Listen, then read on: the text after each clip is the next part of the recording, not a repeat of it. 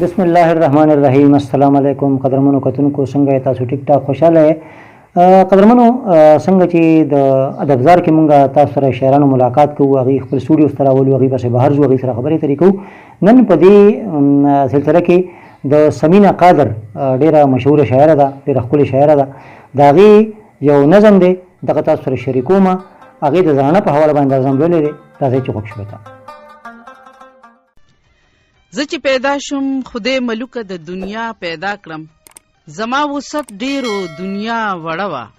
زه چې پیدا شم خدای ملوکه د دنیا پیدا کړم، زما وسط ډیرو دنیا وړه وه. زه د خیالونو د لښکر په مینځ کې لکه راڼۍ هم تاج په سر ولاړه.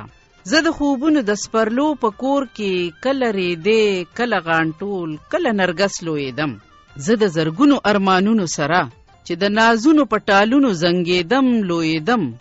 ما په فطرت کې د رنګونو بهارونه لرل، ما په فطرت کې د رنګونو بهارونه لرل، ما په ورغوي کې بې شمېره جهانونه لرل. ډېر ښه. خو چې مې پاڼه د ماشومې بې پروا زندګۍ د خپل کتاب په هیره واړوله.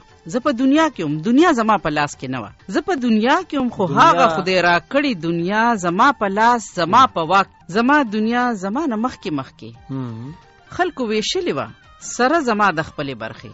زه هم د بلو ما، زه مې په خپله شته دنیا کې هم بې برخې پاتې. زه هم د بلو ما ځان ته ځان ویلی نه شو. زه لویېدم او هره ورځ به مې په غټو غټو سترګو لیدل چې زما یو خیال او یو ارمان زما په مخ کې قتل کیږي. ولې رسم دا دی چې زه لیدې شمه خو شونډې پرانیستلی نشم. دومره د شونډو په سر هم زه څه ویلی نشم چې زما خیال دی او که خوب که لیونی ارمان دی. دا خو زما دی چې زما خیال دی او که خوب لیونی ارمان دی. دا خو زما دی، زما ژوند دی، زما روح د مینې. دا تاسو ولې قتلوئ ای قاتلانو د ژوند؟ تاسو له دا حق اخر چا در کړی؟ خو خاموشۍ مې په ګنډلو شونډو دغه ډیوې داسې ډاډه د اسویلو په پوکو مړې کړې، او زه لکه د کاڼي بوت او یا بیروحه واوره کالبوت شم دم به خوده په خپل ځای ولاړه. د قتل شو ارمانونو او خیالونو خوا کې ومه حیرانه ولاړه پاتې. د پیغلتوب په موسم را په اوږه کړه له حالاتو د ژوندون جنازه. اوس نه څه خوب نه څه خیالو نه ارمانو زما.